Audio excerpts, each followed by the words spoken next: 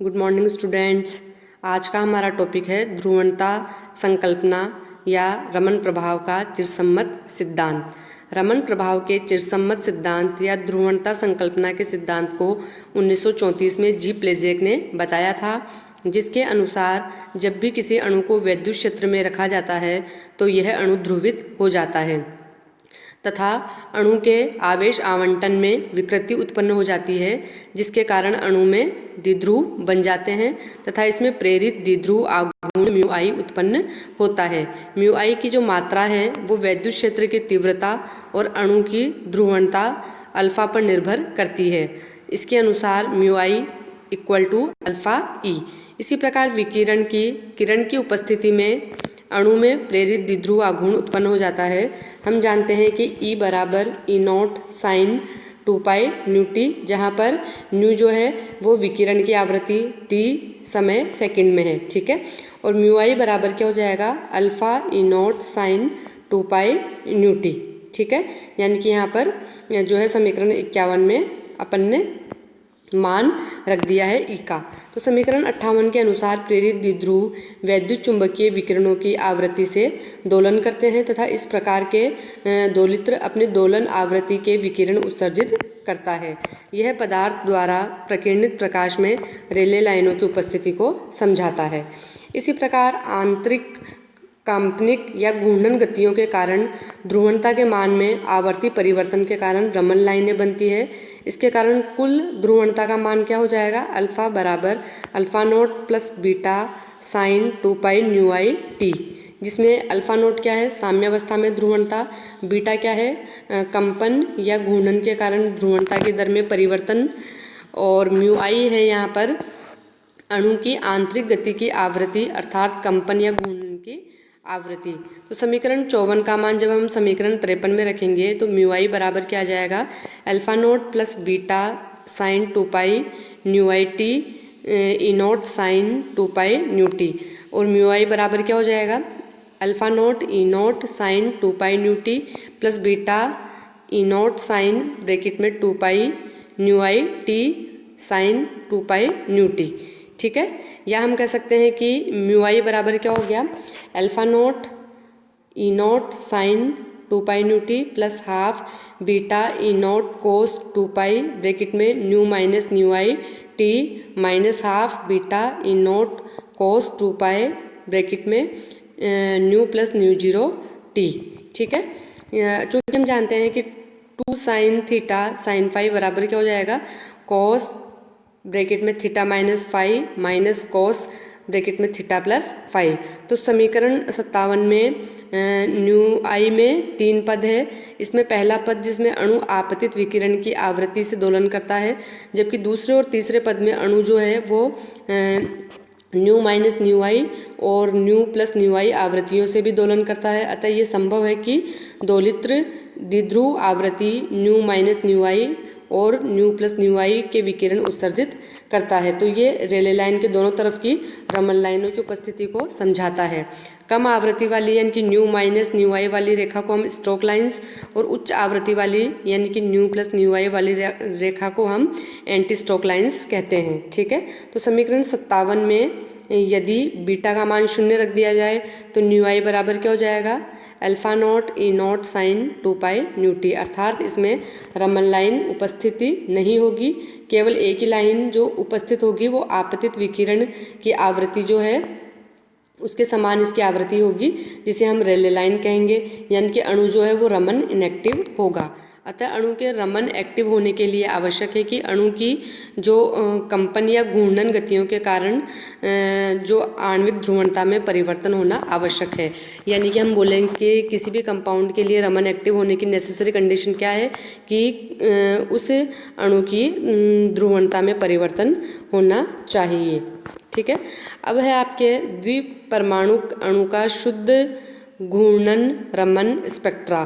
तो rigid rotator के लिए रोटेशनल एनर्जी का मान क्या था, ई आर बराबर H square upon 8 pi square I bracket में यहाँ पर जे प्लस 1 गुणा जे बराबर क्या हो जाएगा आपके B J plus 1 centimetre inverse, ठीक है।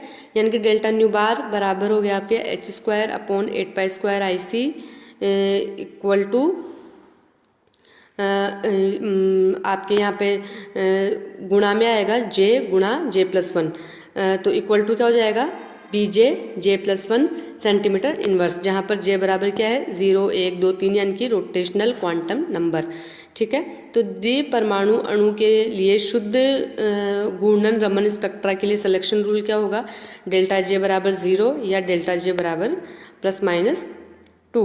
तो सिलेक्शन रूल डेल्टा J बराबर 0 में केवल रेले स्कैटरिंग प्राप्त होती है और दो ऊर्जा स्तरों के लिए तरंग संख्या में अंतर क्या होगा, डेल्टा न्यू बार बराबर BJ डैश ब्रैकेट में J dash +1 minus BJ double dash bracket में J डबल डैश +1। जब डेल्टा J बराबर +2 अर्थात डेल्टा J बराबर J dash minus J double dash बराबर 2, तब क्या होगा, डेल्टा न्यू बार बराबर B ब्रैकेट में J डबल डैश +2 ब्रैकेट में J double dash +3 minus BJ double dash bracket में J double dash +1 centimetre inverse.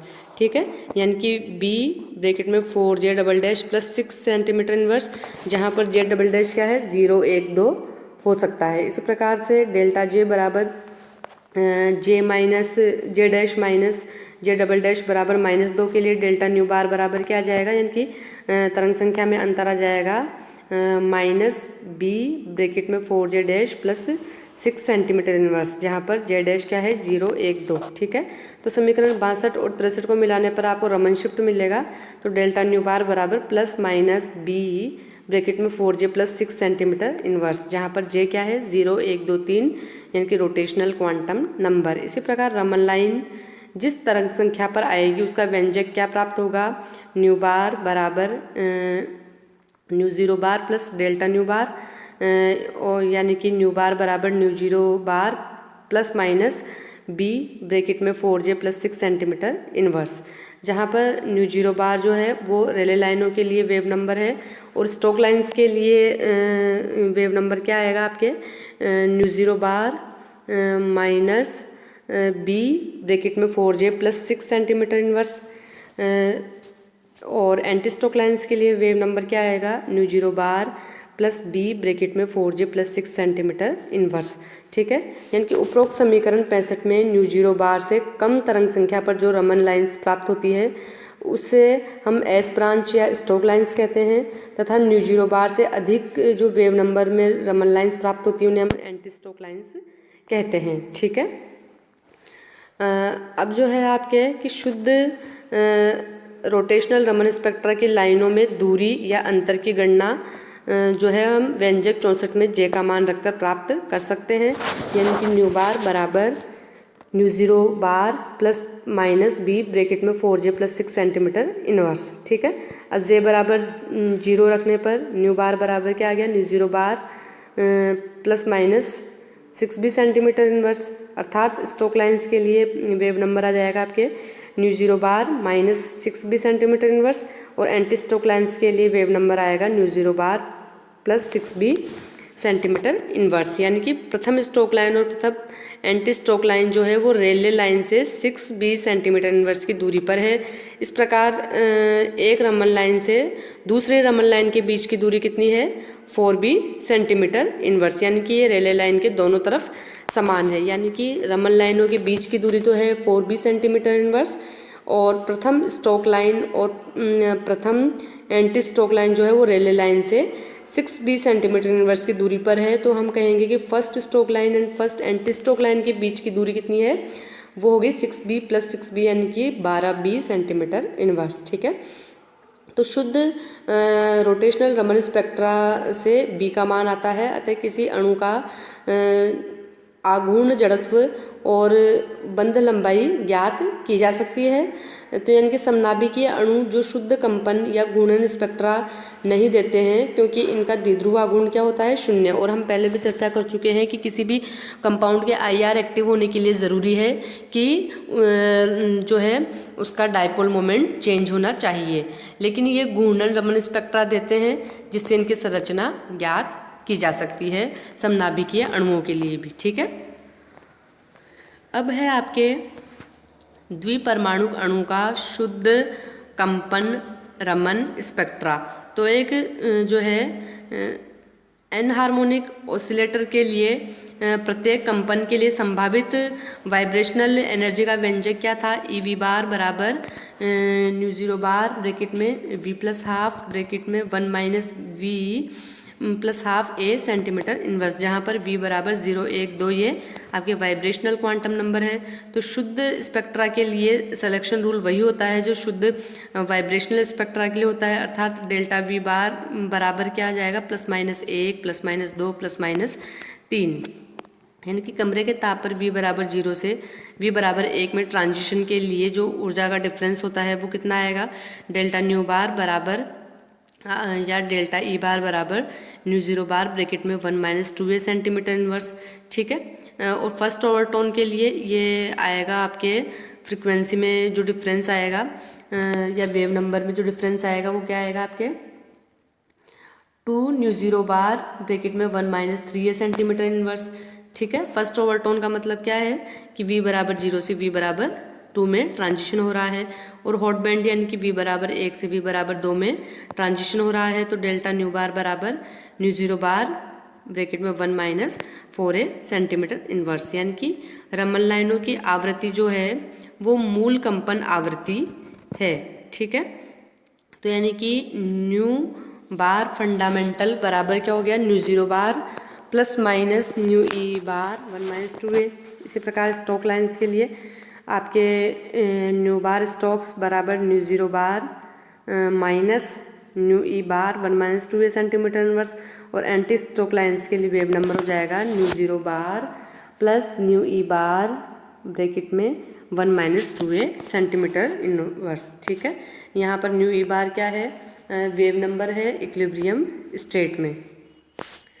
अब यहाँ पर जो ऋणात्मक चिन्ह है वो स्टोक लाइन्स को दर्शाता है, और धनात्मक चिन्ह जो है वो एंटी स्टोक लाइन्स को प्रदर्शित करता है। ठीक है। यानी कि एंटी स्टोक लाइन्स की फ्रीक्वेंसी ज़्यादा है और आपके स्टोक लाइन्स की कम है। अब है आपके वाइब्रेशनल रोटेशनल रमन स्पेक्ट्रा। एक द्विपरमाणु गैसीय अणु के लिए कंपन घूर्णन स्पेक्ट्रा के लिए ऊर्जा क्या होगी? ई वी जे बराबर बी जे ब्रैकेट में j+1 plus v plus half nu E bar bracket में 1-v प्लस हाफ a। ठीक है। तो इसमें यह माने कि द्विपरमाणु अणु के लिए घूर्णन रमन संक्रमण के साथ कंपन रमन संक्रमण भी होता है। ठीक है। यानी कि रोटेशनल रमन स्पेक्ट्रा के साथ साथ वाइब्रेशनल रमन ट्रांजिशंस भी आपको प्राप्त होते हैं। तो सिलेक्शन रूल में वाइब्रेशन तथा रोटेशनल क्वांटम संख्या में परिवर्तन होता है, और सिलेक्शन रूल होगा डेल्टा वी बराबर +-1 या डेल्टा वी बराबर 0 एंड +-2। तो कमरे के ताप पर जो अधिकांश अणु होते हैं वो ग्राउंड वाइब्रेशनल स्टेट यानी कि v बराबर 0 में रहते हैं, अतः जो वाइब्रेशनल ट्रांजिशन होंगे वो v बराबर 0 से v बराबर 1 में होंगे। इसी प्रकार से डेल्टा j बराबर 0 में q ब्रांच मिलती है, डेल्टा j बराबर +2 में s ब्रांच, और डेल्टा j बराबर -2 में आपको o ब्रांच प्राप्त होती है। ठीक है।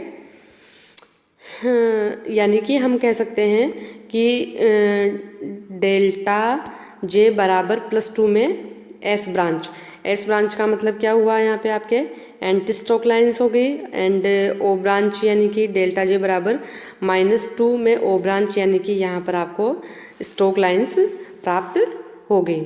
ठीक है। तो हम कह सकते हैं कि जो रमन स्पेक्ट्रम है किसी भी कंपाउंड का वो बहुत इम्पोर्टेंट है स्ट्रक्चर डिटर्मिनेशन करने के लिए, क्योंकि कई कंपाउंड जैसे होमोडायटोमिक मॉलिक्यूल है वो IR इनेक्टिव होते हैं, लेकिन ये जो है वाइब्रेशनल रमन स्पेक्ट्रा देते हैं, यानी कि इस प्रकार के कंपाउंड जो कि IR इनेक्टिव होते हैं उनकी स्ट्रक्चर को डिटरमाइन करने में बहुत इंपॉर्टेंट रोल प्ले करती है रमन स्पेक्ट्रोस्कोपी। ठीक है। यानी कि हम कह सकते हैं कि शुद्ध घूर्णन रमन स्पेक्ट्रम के लिए यानी कि रोटेशनल रमन स्पेक्ट्रम के लिए सिलेक्शन रूल क्या होंगे? डेल्टा j बराबर 0 एंड +-2। जब डेल्टा j बराबर 0 होगा तो रेले लाइन मिलेगी, जबकि जो है +-2 की कंडीशन में आपको रमन लाइन्स मिलेंगी, जिसमें जो है डेल्टा जे बराबर -2 रखने पर Stokes lines and delta J बराबर +2 रखने पर एंटी स्टोक लाइन्स मिलेंगी।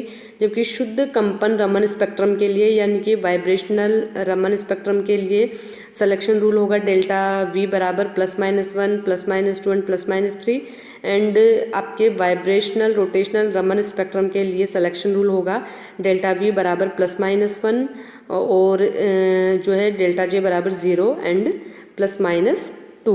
ओके।